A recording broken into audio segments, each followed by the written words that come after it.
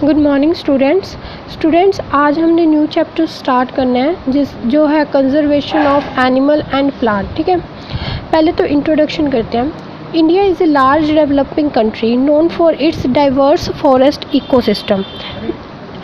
Ecosystem क्या होता है? इकोसिस्टम होता है प्लांट्स, एनिमल और ये सारे बायोस्फीयर लिविंग ऑर्गेनिजम्स जितने भी हों उन्हें सबको बोलते हैं इकोसिस्टम। उन सबको बोलते हैं ecosystem. The protection of a forest ecosystem is critical as a forest are a home to a large number of plants and animal. अब वो क्या कह रहे हैं कि हमें इकोसिस्टम की ना बहुत प्रोटेक्शन करनी पड़ती है। क्यों? क्योंकि वो क्या है, होम है काफ़ी सारे फॉरेस्ट एनिमल्स के लिए, प्लांट्स के लिए। ठीक है, हमारा होम है, हमारा घर है, इकोसिस्टम ही है वो भी। That all is the ecosystem. Now came to the next point. However, the forest land is being sacrificed for the massive development process. अब वो ये कह रहे हैं कि अब जो फॉरेस्ट अर्बनाइजेशन क्या होती है, जब विलेज से लोग सिटीज़ में आकर रहते हैं तो उस प्रोसेस को हम बोलते हैं अर्बनाइजेशन। इंडस्ट्रियलाइजेशन क्या होती है? इंडस्ट्रियलाइजेशन वो प्रोसेस है जिसमें फॉरेस्ट के जो एरिया है, ट्रीज़ को कट करके वहाँ पे क्या लगाए जाते हैं, प्लांट्स लगाए जाते हैं। उस प्रोसेस को बोलते हैं इंडस्ट्रियलाइजेशन। तो इस टाइप से काफ़ी सारे अब हमारे पास क्या है, काफ़ी फॉरेस्ट हैं, मैसिव प्रोजेक्ट्स लगाए जाते हैं। क्या किया जाता है, फॉरेस्ट को कट कर देते हैं, उसके बाद उसके ऊपर प्लांट्स लगा देते हैं और प्रोजेक्ट बना देते हैं। एंड दैट प्रोसेस, और उस प्रोसेस में कौन सी प्रोसेस आती है, urbanisation and industrialisation. There are many such development project. कहते हैं काफ़ी सारे डेवलपमेंट प्रोजेक्ट आए। Forest are also being use as a source of raw material. वो कहते हैं फॉरेस्ट को भी रॉ मटीरियल के लिए यूज़ किया गया। फॉरेस्ट से हमें क्या क्या मिलता है? देखो, पेपर मिलता है, पल्प मिलता है, रेयॉन माइल्स होती हैं, मिल्स लगा देते हैं। ठीक है, हमें टिम्बर एक टाइप की वुड होती है, वुड भी हमें मिलती है। उससे हम क्या बनाते हैं, फर्नीचर बनाते हैं, रेलवे के स्लीपर्स बनाते हैं। A number of our daily requirement, हमारी काफ़ी सारी डेली रिक्वायरमेंट को क्या करती है, फुलफ़िल करती है। A significant percentage of our population, और वो कहते हैं हमारे काफ़ी सारी जो सिग्निफिकेंट मीन्स काफ़ी नंबर ऑफ पीपल क्या यूज़ करते हैं, फायरवुड्स को यूज़ करते हैं। ठीक है, प्रोड्यूसर्स फ्रॉम फॉरेस्ट, मतलब हमारे जो फ्रूट्स वेजिटेबल्स हैं हम काफ़ी सारी फॉरेस्ट में से भी लेते हैं। हमारा कुकिंग फ्यूल की टाइप में भी यूज़ होता है। ये हम कहाँ से लाते हैं? सब कुछ फॉरेस्ट से आता है। Next Kemps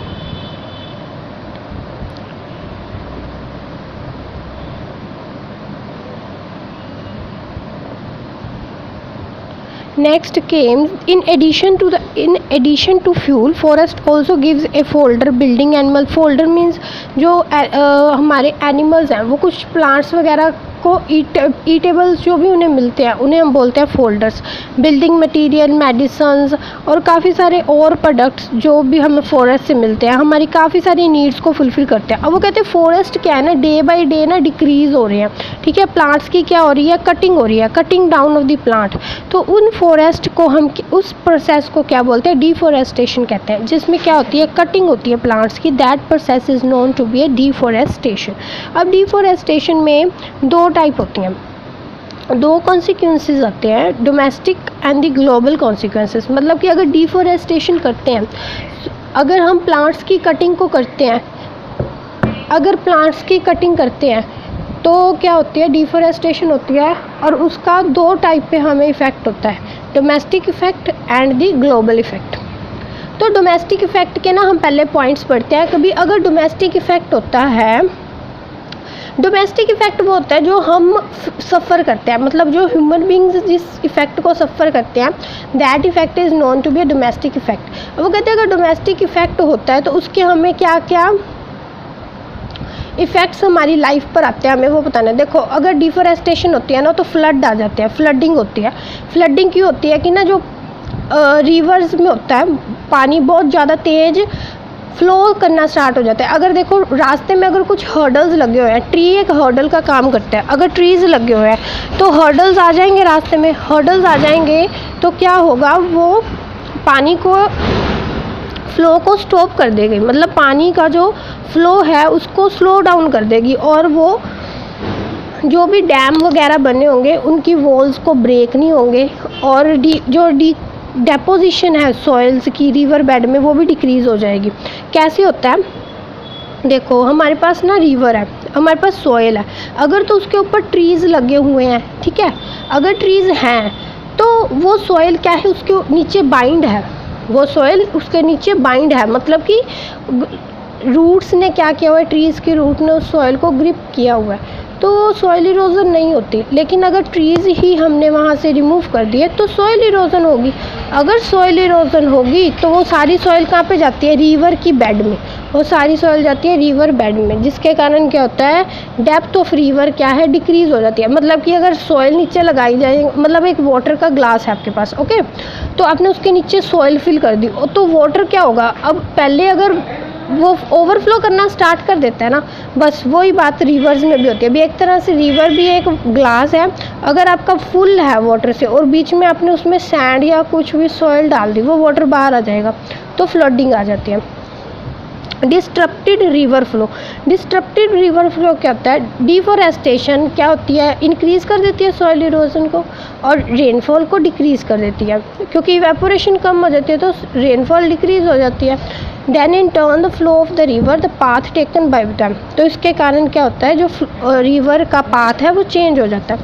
third point, droughts, droughts क्या होता है, सोखे को बोलते हैं ड्राउट्स, जहाँ पे जैसे दिखाते हैं ना राजस्थान में, मतलब बारिश नहीं आई और वहाँ पे सोखा पड़ गया, हम हिंदी या पंजाबी में वर्ड को यूज़ करते हैं, तो क्या होता है, अगर देखो ट्रीज़ बहुत कम है तो कार्बन डाइऑक्साइड बहुत ज़्यादा होगी, जिसके कारण क्या होती है, ग्लोबल वार्मिंग हो जाती है, due to which global warming takes place.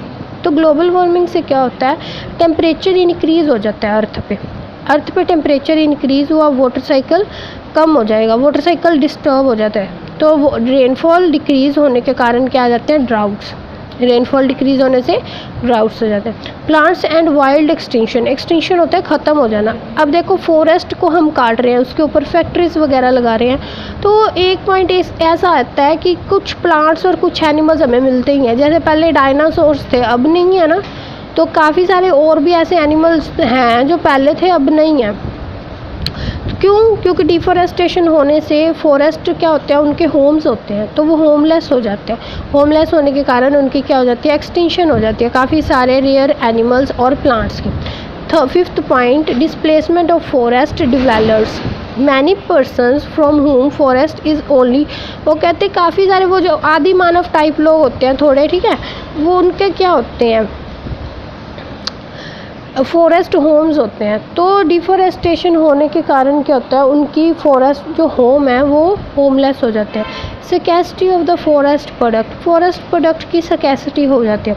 Fever trees in forest also results in the decrease in the production of number, काफ़ी, अब देखो ट्रीज़ ही नहीं होंगे तो जो भी फ्रूट वेजिटेबल या जो भी हमें प्रोडक्ट मिल रहे हैं फॉरेस्ट से वो भी डिक्रीज़ हो जाएंगे, तो हमारे पास उसकी भी क्या आ जाएगी, स्कैसिटी आ जाएगी, मतलब कि उसकी भी क्या होगी, कमी आ जाती है। Next comes the global deforest. अब ग्लोबल कॉन्सिक्वेंसेस क्या है, हमें ग्लोबल कॉन्सिक्वेंसेस स्टडी करने हैं। ग्लोबल मीन्स पूरे डिफॉरेस्टेशन करने से पूरे अर्थ पे, पूरे वर्ल्ड पर क्या इफ़ेक्ट हुआ है, ठीक है। पहले क्लाइमेटिक चेंज क्या है, डिफॉरेस्टेशन की। अब प्लांट्स का काम क्या होता है, कार्बन डाइऑक्साइड लेकर हमें ऑक्सीजन देते हैं, अगर प्लांट्स ही नहीं होंगे, फॉरेस्ट ही कट हो जाएंगे, तो सारी कार्बन डाइऑक्साइड का कंटेंट क्या है, इंक्रीज़ हो जाता है, ठीक है। कार्बन डाइऑक्साइड का कंटेंट इंक्रीज़ हो जाता है और वो प्रोड्यूस क्या करता है, ऑक्सीजन। अगर कार्बन डाइऑक्साइड ही बढ़ जाएगी ट्रीज़ कट करने से, तो पूरे क्लाइमेट में क्या होगा, उसका टेम्परेचर इंक्रीज़ हो जाता है, टेम्परेचर इंक्रीजेस। तो डिफॉरेस्टेशन करने से क्या होता है, प्लेसेस क्या होती हैं, हॉटर हो जाती है, और रेनफॉल क्या होती है, डिक्रीज़ हो जाती है, एंड रेनफॉल गेट डिक्रीजेस।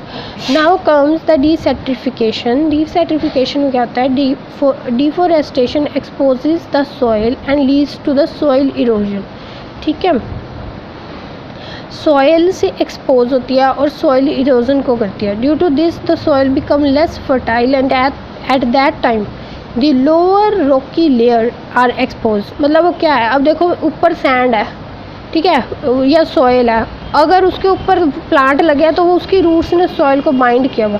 अगर प्लांट्स ही नहीं लगे तो वो पानी आएगा रेनफॉल का, इस तरह से सॉइल रिमूव ऑफ हो जाएगी, तो हमें नीचे से क्या आ जाएगी, रॉकी लेयर आ जाएंगी और सॉइल हमारी लेफ्ट फर्टाइल हो जाएगी।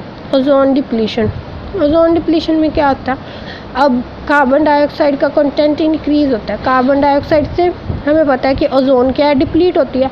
तो ओजोन एक ऐसी लेयर है जो स्ट्रेटोस्फीयर में प्रेजेंट है और वो हमारे लिए किसका काम करती है, प्रोटेक्टिव शीट का काम करती है। अगर नाइट्रोजन गैस अकमुलेट हो जाएगी, नाइट्रोस ऑक्साइड अकमुलेट हो जाएगी अर्थ के एटमॉस्फेयर से, उससे क्या होता है, डिफॉरेस्टेशन, और डिफॉरेस्टेशन से होती है ओजोन डिप्लीशन। होप सो आपको इतना पॉइंट समझ आ गया होगा, इतना पार्ट।